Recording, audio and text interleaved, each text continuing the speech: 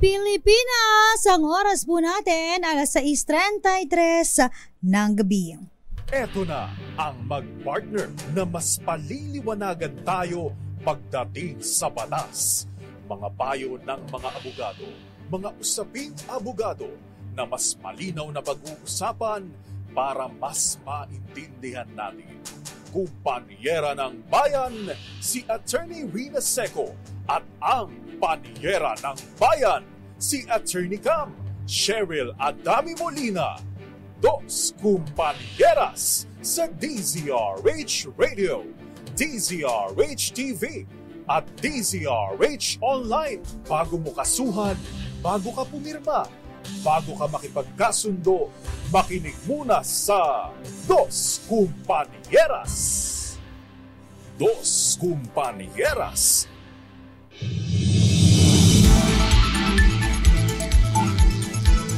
Naimbag nga rabi, kada kayo amin, Luzon, Visayas, Mindanao. Welcome po sa programang Dos Kumpanyeras.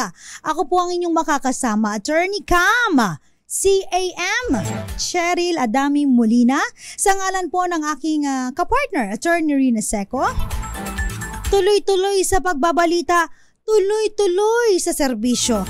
Sama-sama tayo, Pilipino. Kamusta naman po ang mga kababayan natin, especially dito po sa may lalawigan po ng Cavite, Batangas, at syempre yung mga nandito na rin po sa Metro Manila dahil napaka ingay po ng balitang vogue at smog, di ba?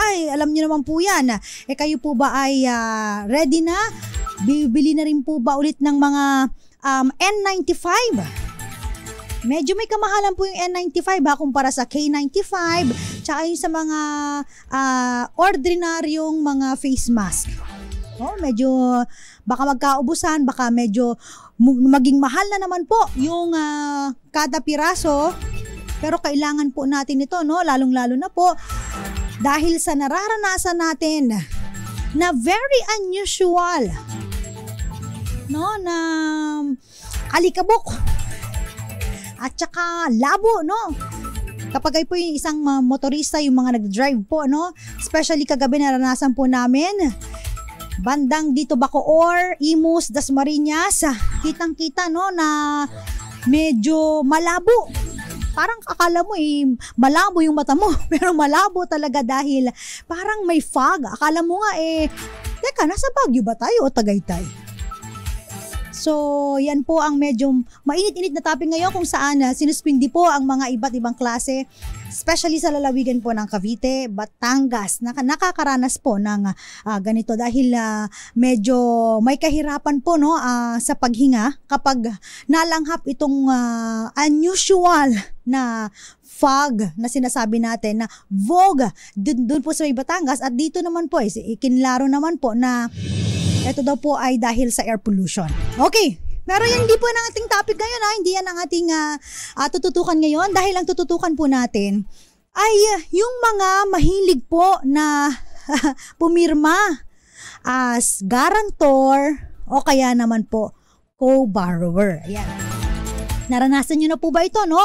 Kung halimbawang mangungutang po ang ating kaibigan, pamilya, kakilala, di ba?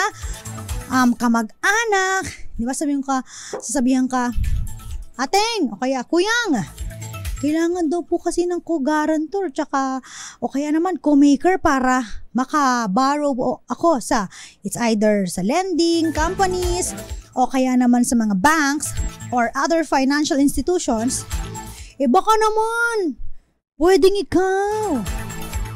Palambing naman, di ba? So, ikaw naman bilang gusto mo siyang matulungan na makakuha ng utang dahil siguro gipit, di ba? Alam niyo naman tayo pag gipit, sa lending kumakapit daw. So, ikaw pipirma ka ng mga dokumento bilang isang guarantor o kaya bilang isang co-maker. Pero ang tanong, alam mo ba ang pinagkaiba ng guarantor at co-maker? Alam mo ba ang consequence kung halimbawa itong kaibigan, kakilala, kapamilya o kaya kamag-anak mo ay hindi nakabayad ng kanyang pagkakautang? Kasi napakarami na pong mga nagsasabi sa atin na yung mga kakilala nila na pinirmahan nila as co-maker or co-guarantor, sila daw po ang hinahabol, no? Lalo na kapag mga kumuha po ng of course mga motor, sasakyan, o kaya naman nag-loan ng cash, sila po ang binabalikan kasi nga doon sa dokumentong pinirmahan nyo, kayo ay naggagarantiya, no? Guarantor no? At co-maker, as if kayo yung nangutang, no? Doon sa pagkakautang ng inyong kaibigan, kakilala o pamilya. Alam nyo, dyan natatapos ang relasyon ninyong dalawa. Dos Compañeras. Siyempre magagalit po, no? Yung mga co-maker o kaya naman po co-guarantor na pumirma, tas sila yung hinahabol, tas di na nila makita yung pinagkatiwalaan nila na magbabayad daw yung kaibigan nila, yung pamilya, kamag-anak, kakilala. Wala na dun sa bahay nila, kapitbahay nila, o kaya wala na sa opisina. Pero nai-stress na sila dahil sila yung laging tinatawag-tawagan, ginagawa pang reference number. At dahil sila ang nakapirma doon, sila ngayon ang parang stress. Parang sila yung nagkaroon ng problema. Wala naman silang naging bahagi dun sa perang inutang. So, di ba yung mga nakaka-relate dyan na pumirma po as co-guarantor or co-borrower or co-maker, para sa inyo po ang topic na ito. Ano po kung kayo po ay naka-experience nito, meron kayong mga kakilala na ganito rin po ang sitwasyon, ayan, pwede po kayong magmensahe, magkwento, kaya naman magtanong po, no? Sa atin dahil live po tayo sa DZRH TV 4K live stream. Sa YouTube po yan hanapin po ninyo. Live din po tayo sa Facebook, DZRH News, DZRH News Television, at DZRH Dos Compañeras Facebook page. Shinare ko na rin po ito sa my Attorney Cam na Facebook page. So you can share din po yung ating programa para naman po marami pang mga iba dyan na matuto, tsaka hindi basta-basta pipirma nang hindi po ninyo alam ang inyong obligasyon. Kasi minsan nagtataka sila o kaya nagtatanong, bakit akong sisingilin nyo? Well, hindi ko naman pinakinabangan yan Bakit ako sisingilin? Hindi nga ako nakinabang dun sa perang inutang ng kaibigan ko. But the mere fact that you signed a document being a guarantor and or co-maker, hindi nag-excuse yun sa inyong sa iyong liability. Ayan. So nagkakaroon ka ng obligasyon. So bago ka pumirma, makinig sa Dos Compañeras dahil lagi naming sinasabi, lamang ang may alam. Dos Compañeras. Unang pinagkaiba ng co-guarantor at co-maker. Pag co-guarantor ang iyong pinirmahan, ginagarantiya mo na makakabayad ang iyong kaibigan at kung sakaling hindi na siya makabayad, ikaw na. Yan, ikaw na ang magbabayad ng pagkakautang niya. Clear po yun ha? Ginagarantiya mo dahil ikaw din ay may kakayahan na magbayad doon sa pagkakautang niya. In fact, kaya po ginagawa ito ng mga financial institution, ng mga lending companies dahil sakaling ma-default ang payment ng iyong kakilala, ang mangyayari po, merong isa na sasalo. Kasi very seldom po na yung obligasyon nung nangungutang natutupad. So mas safe po kasi kung halimbawa na dalawa po ang pwede nilang masingil. Pero ito ang tricky part dyan. Pag ikaw po ay pumirma na bilang isang co-guarantor, hindi ka pwedeng singilin, hindi ka pwedeng harasin na. Tandaan nyo, harasin hindi rin pwede na magbayad ng pagkakautang kung hindi po na-exhaust yung properties nung nangutang. Okay? For example, yung nangutang po, meron pala siyang mga sasakyan, meron siyang mga properties, meron siyang mga kung ano-ano pang mga ari-arian. Oh, ituro mo na lang, co-guarantor. Teka, bago mo ako singilin, meron pang properties na may sasakyan niya, no? May motor, may dalawa kotse, isang sedan, may SUV. Turo mo na lang bago ka singilin. Kasi kailangan, bago mo bayaran ang iyong obligasyon, dapat ma-exhaust muna, no? Maubos muna yung mga properties ni debtor, yung nangutang. Okay? So, clear po yan. Pangalawa, para naman po sa mga co-maker, ito yung pinaka-danger dyan. Mas okay pang pumirma ng guarantor, para sa akin po ha, kaysa co-maker. Bakit naman, Attorney Cam? Kasi po pag pumirma kayo as co-maker, ang sinasabi niyo po doon, as if ikaw din ay nangutang. Bakit? Once na na-default si debtor, pwedeng dumiretso sa'yo. At hindi mo pwedeng sabihin na, teka lang, exhaust nyo muna yung property ni debtor, yung nangutang bago ako. Mali. Kasi hindi ka co-guarantor eh. Ikaw ay co-maker. Ano yung co-maker? As if ikaw ay pareho kayong gumawa nung pagkakautang. Kaya nga co-maker, no? Pareho kayong gumawa nung parang dalawa kayong umutang. At kahit sino sa inyong dalawa, pwedeng singilin. Kaya kung ako po sa inyo, no, pinakamaganda po, pumirma as co-guarantor kaysa co-maker. Pero the same pa rin po, basta nagkaroon ng problem, may obligasyon kayo to pay. So, mas maigi na mag-isip-isip muna, no? Lalong-lalo na kung medyo may kalakihan po yung babayaran at hindi nyo rin po ma-fulfill yung obligation to pay doon po sa pagkakautang ng inyong kakilala, kaibigan o kapamilya, wag pong basta-basta pipirma. Yan po yung paalala ni Attorney Cam, okay? Batiin lang natin ngayon. Sabi ni Alfredo Lumagi, medyo kumakapal na po yung smog dito. At batiin din natin yung mga nakikinig sa atin. Uy, Gael, magandang gabi. Virgilio Sakdalan. Happy weekend. Attorney Cam, happy weekend din po. O nga pala, Friday ngayon. And Chona na laging nakikinig. Ayan, have a nice day. Laging nanonood po sa DZRH Dos Compañeras. At syempre, batiin din po natin, of course, ito yung nanonood sa atin sa DZRH Dos Compañeras Facebook page muna tayo ha, mamaya na dun sa mga iba pang page. Ayan, thank you so much yung mga nanonood po. Of course, eto po, gandang gabi po kina Edsa Maglakas, Eduardo Narvaez, Grace Recta na yung Bangrabi, Mario Manuba. Pag-greet po ang DAR Marinduque for successful event. Ang pag-distribute po ng titles today. Congratulations po. At nanonood po sila dyan po sa may Balar Hotel and Spa. Thank you so much. Congratulations po sa inyo. Job well done.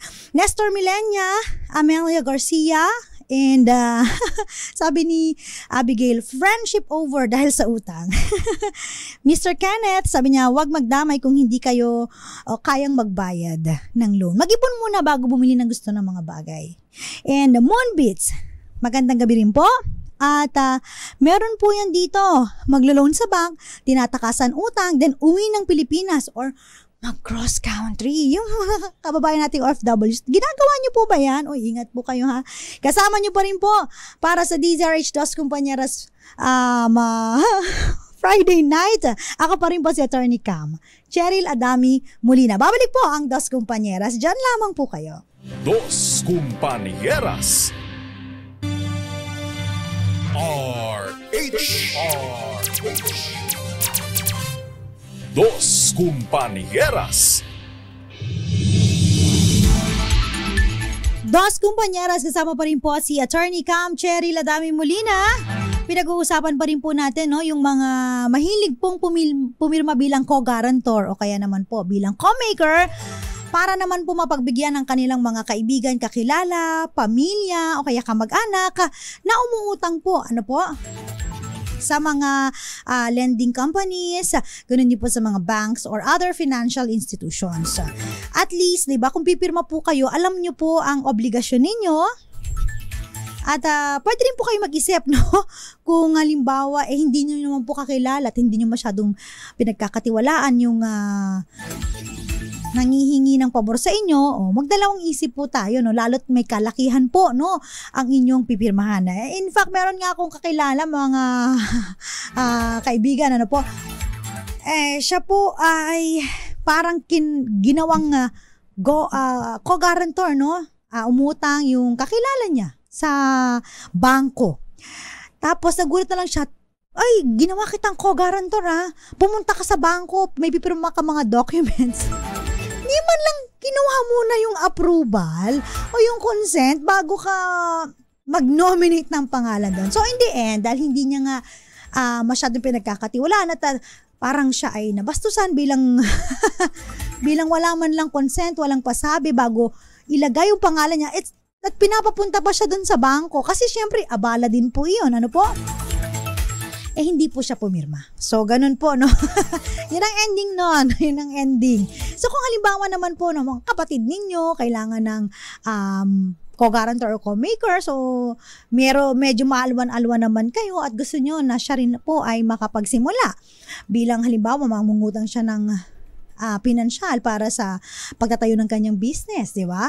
So, pwede naman po yun. At least alam niyo po kung ano po yung liability ninyo as co-guarantor and co-maker. Again, sabi ko nga kanina, kung ako pipiliin, dun tayo sa co-guarantor kaysa sa co-maker. Kasi pag co-guarantor, sorry ka na lang. Ay, kapag co-maker, sorry ka na lang.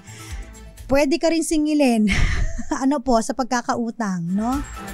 Ng debtor. At pag co-guarantor, hindi ka basta-basta pwedeng singilin hanggat hindi po na-exhaust yung kanyang properties, no? Hanggat hindi na-ubos yung mga properties niya.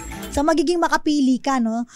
Turo ka ng turo ng property ng debtor para yun muna ang unahin nila. So, pero both instance po, kayo po ay magbabayad po sakaling ma-default, no? Hindi makabayad yung inyong principal debtor. So, ganun po yun, no? So, ayan, aware na po kayo, no? Ng pinagkaiba ng co-maker tsaka co-guarantor. So, isip-isip muna, ha? Bago pumirma. May nagtatanong dito, sabi, di ba po, kapag utang, wala naman pong nakukulong for non-payment of loans. Okay, pag non-payment po ng pagkakautang ng debt, no, tinatawag natin, totoo po yan. Dahil ayon po sa ating konstitusyon, wala pong dapat ma-imprison, no? Dahil ang isang tao ay nangutang. Kasi alam niyo po, sa hirap ng buhay, alam naman po ng wisdom ng batas yan, na darating sa buhay natin na tayo ay magigipit at tayo ay mangungutang. Okay? Kailangan ba natin kulong yung mga nangungutang na hindi nakakapagbayad? Syempre hindi. Kasi alam niyo po, makwento ko lang, kami rin po nung habang nag-aaral ang ate ko tsaka ako, dahil sabay kami nagkolehiyo, di syempre nagipit din po ang aking mga magulang, so sila rin po ay umutang. Tingnan nga kami nababarangay nun or nababarangay yata kami nun kasi na-delay yung payment namin. Na-delay yung payment ng tatay ko. No? So ganun po, no? So, at a certain point of time, mangungutang din kayo. Pero huwag kayo mag-alala. Bilog ang mundo. Di ba? Kasi ginapang kami ng aking magulang sa pag-aaral sa kolehiyo. Ayan. At the time na hindi na kaya ng aking ama na pag-aralin kaming sabay dahil ang mahal po ng tuition, no, sa private college, sinabi ko po na ako po'y kukuha ng scholarship at naging scholar po ako ng De La Salle University of Dasmariñas. So, ganun po, no, maintain lang ng grade para kahit paano makaalwan sa pamilya. Yan. Nuni. Naiyak tuloy si Attorney Cam. Pero yun nga po, no, however, sabi ng batas, wala pong nakukulong, no, sa pagkakautang. Pero, tandaan po ninyo, may mga ibang batas, no, na nagsasabi na kapag ginawa mo ito, maaari kang makulong. Example, nangutang ka. Secured by post-dated checks. Yan. Kayo po ba ay may mga checking account sa mga bangko, di ba?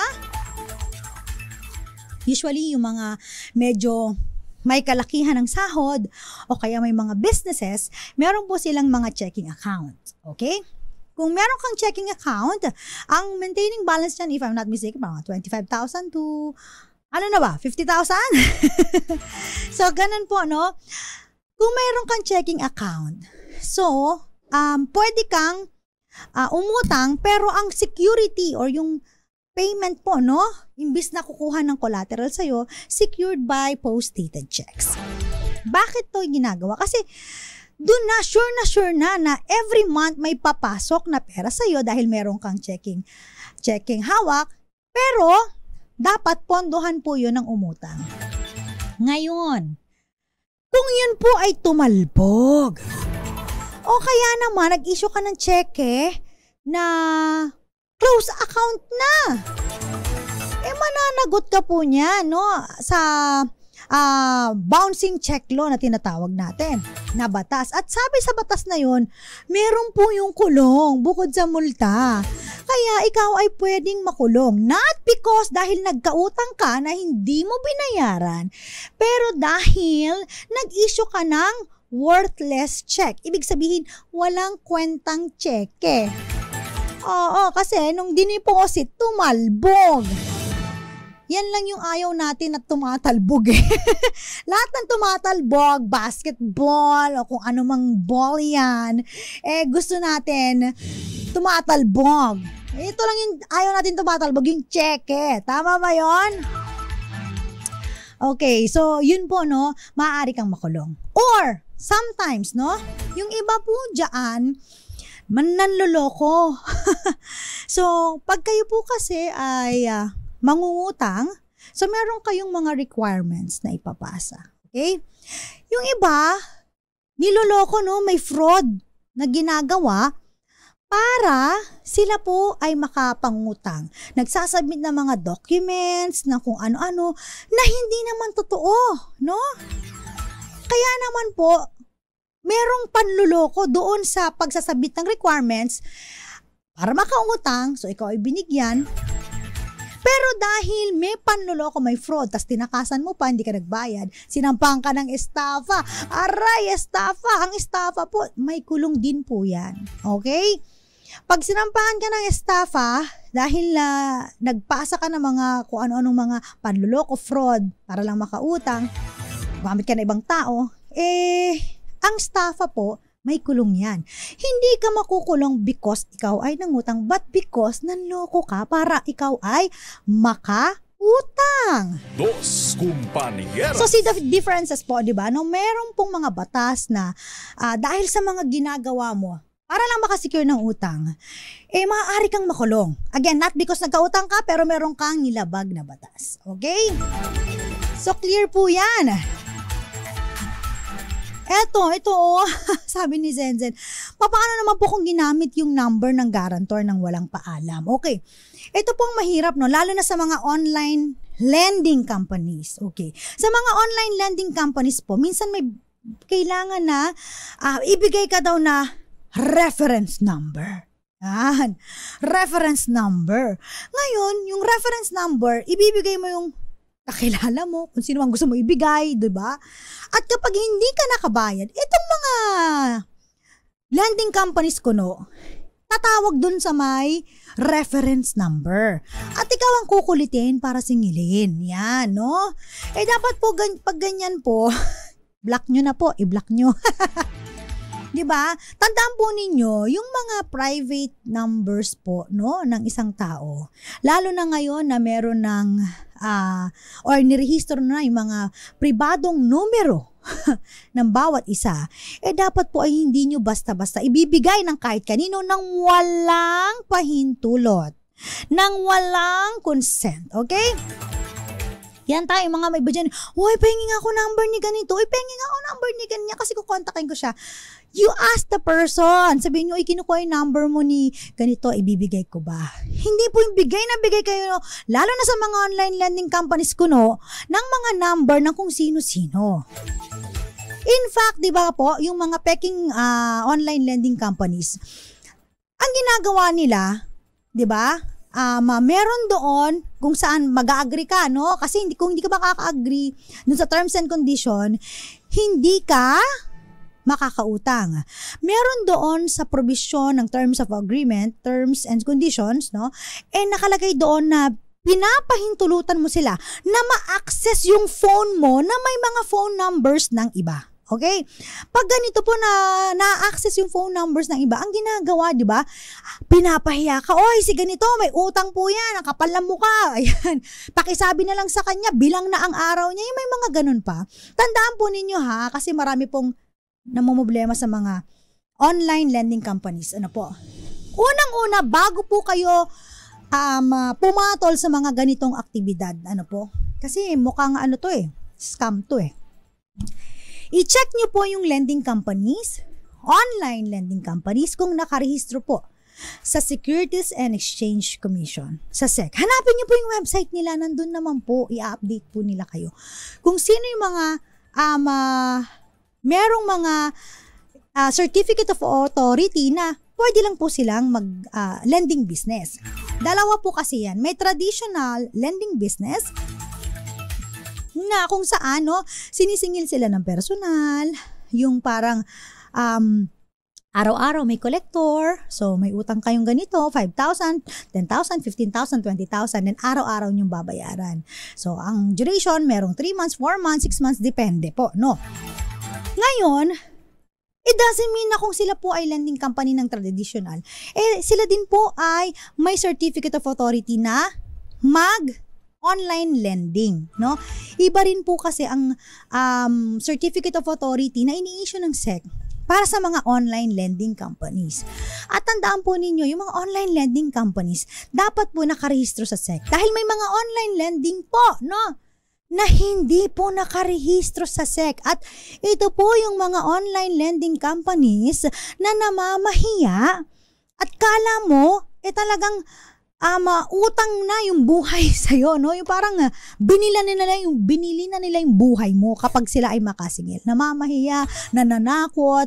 Mali po yun dahil ayon po sa regulasyon ng Bangko Sentral ng Pilipinas, meron pong tamang pagsisingil sa utang. May decorum, no? Dapat po meron pong maayos na pakikipag-usap. Hindi po gagamit ng mga bulgar na salita, katulad na hindi rin po mga magmumura, offensive words, at hindi rin po mananakot dahil bawal din po yun. Tandaan po ninyo, pag kayo po'y tinakot, pwede niyong kasuhan ng grave threat yung mga online lending companies na peke na yan. Dos Compañeras. Okay, shout out daw kay Chia Iaron, sabi ni Michael Bay. Nako, sabi ni James Cruz, mga online credit po, binibigay lang yung pangalan at CP number mo, guarantor ka na agad. Ay, hindi po. Once na wala po kayong consent, no, as a guarantor, hindi po kayo pwedeng singilin. Ano po? Tandaan po ninyo yan. Kailangan po merong promissory note at nakapirma ka doon as co-guarantor o kaya naman po co-maker. Pag wala po, it doesn't necessarily mean na pwede kayo laging diretsuhin ng mga peking online lending companies na yan. Tsaka dapat nire-report nyo po yan, yung mga peking online lending na yan. Okay? Dos Compañeras. Silipin lang natin yung mga ibang kababayan natin na nag-message sa atin sa DZRH Dos Compañeras Facebook page. Ganun din po sa DZRH News. Ayan, magandang gabi rin po sa mga nakatutok ngayon. Zenzen ha, tsaka James Cruz. Sabi ni Miss Abigail, no? Alam mo, Attorney Cam, 3 different numbers this afternoon. Collect call pa nga. Ano ba yan? Siguro ginawa kang mga co-guarantor ng mga kakilala mo dyan, no? Eto, hanggang kayang maiwasan, iwasan talaga. Iwas sabit at gulo. Magandang gabi po. Sabi ni Boyax Orsal. Hanggang kayang iwasan, no? Kung di mo kakilala, wag na kayong pumirma as co-guarantor, as co-maker. Kasi sakit din po sa ulo yan. Magandang gabi po, batiin ko lang po yung mga nangingista dyan po sa may Puerto Palawan City. Tama po ba? Puerto Princesa City, Palawan. Si Buboy Puertos. Magandang gabi. Magandang gabi din po kay De Vera Estolas Macoy na Imbag na Rabii. Galing po sa may CSJDM Bulacan. Eto, dun po sa DZRH News, batiin lang po natin yung mga nakatutok. Quick lang po, no? Ayan, magandang gabi po. Ayan, Yun! Enboy Reglos, Miss Marilu de Guzman, magandang gabi po. Sabi niya, Attorney ka, mahirap po ang ganyang sitwasyon. Nakatulong ka nga sa kapwa mo, pumirma ka as co-guarantor, as co-maker. Kaso napakahamak ka naman. Dinya Asuncion German or Herman po ba ito? Magandang gabi po.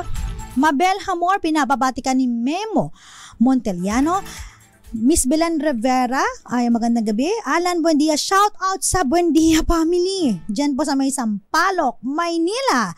Ivy Gutierrez ng Taib Pangasinan and Taguig City si Mr. Jerry. Magandang gabi rin po kay Sir Luding Bungaling. Ang nagpapabati po ay si Mr. Leo Bungaling. Sa mga nakikinig po sa may Aquawood Resort dyan po sa may Candelaria, Quezon, magandang gabi po. Kay Boying Bungaling, magandang gabi. At ganoon din po, syempre magandang gabi kina Agustin family. Baka nanonood po sila dyan. Kila Ate Nining, kay Kuya Windel, kay Jansen. Magandang gabi sa inyo. Babalik po ang Dos Kumpanyeras. Ilan po muna mga paalala, dyan lamang po kayo. Ako pa rin po ang nakakasama ninyo, Attorney Cam, CAM, Cheryl Adami Molina. Dito po yan sa Dos Kumpanyeras. Oras po natin, 13 minuto, makalipas po ang 7:00 ng gabi.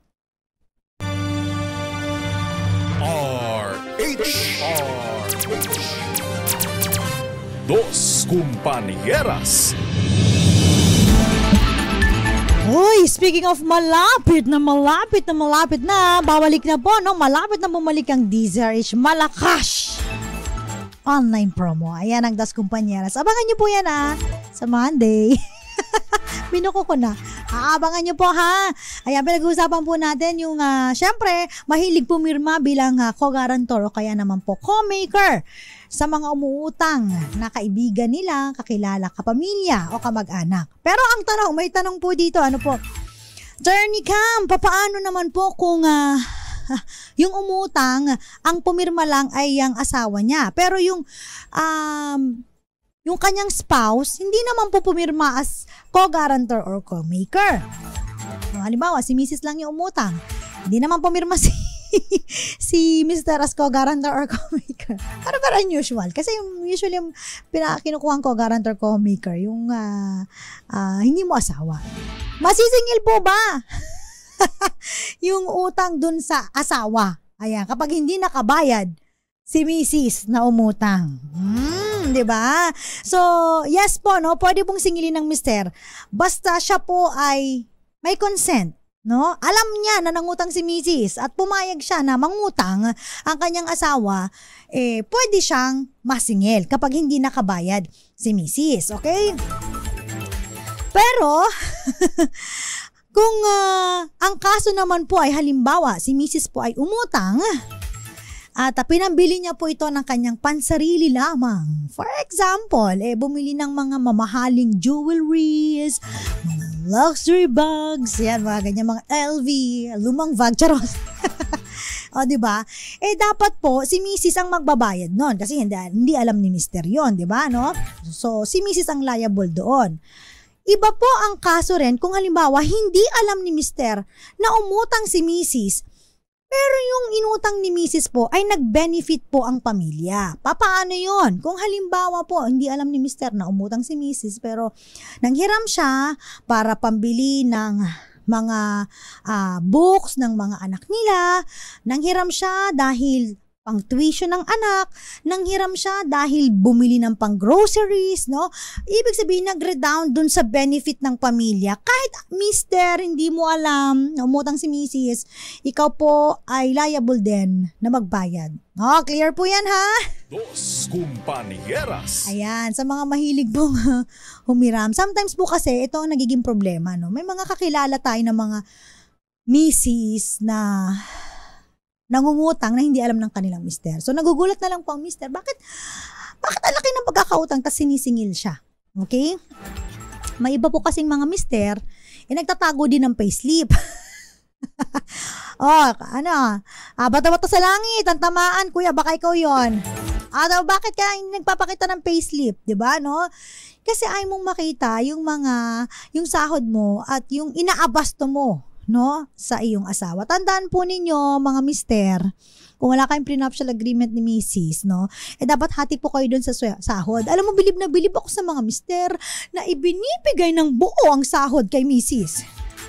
At si Mrs. naman po, no, bilib na bilib ako sa mga magagaling na Mrs. na mag-budget, no, ng kanilang mga pangangailangan araw-araw. Very good yung mga yan. So pag ganyan, nagkakaunawaan, no, masaya ang pagsasama ng pamilya dahil teamwork kayo dito dalawa kayo. Yung iba kasi, mga mister, nagtatago ng tatago ng sahod. Tapos si Mrs., kulang na kulang. So, ang ginagawa, pag nangutang, tinatago din niya kay mister. Ang ending po, lagi pong nag-aaway si mister at si Mrs. At minsan, yan po ang dahilan kung bakit sila pa ay naghihiwalay. Tandaan po ninyo, yung divorce bill, kakapasa pa lang na antay-pan. No, wag naman ganun. Kasi kaya naghihiwalay minsan ng pamilya, it's either may third party o kaya financial. Totoo ba yan o hindi? Pag nagkaroon na ng problema sa pera, wala ng trust ang isa't isa, baka yung babae, TH, tamang hinala, kaya hindi mo binabakita yung payslip mo kasi may babae ka dyan, meron kang pinagagastohang iba. Diba? Tapos magagalit si Mr. Bakit di mo sinabi sa akin na nangutang ka? Yan tuloy ngayon, baon-baon na tayo sa pagkakautang. Diba? So, lagi nang nag-aaway. So, hindi na healthy, no, sa mga anak na nakikita, hindi po maganda na pinapakita po natin na kayo po ay nag-aaway sa harap ng mga anak po ninyo. Tandaan niyo po yan. Dos Compañeras. Eto, may question pa. Yung utang po ba na hindi naman po nasulat, pwede pa po bang masingil? Okay. Ito naman po yung mga utang na siguro magkaibigan, magkakilala. Pautang naman ako. Gipit ako ngayon next time ko na bayaran. Okay.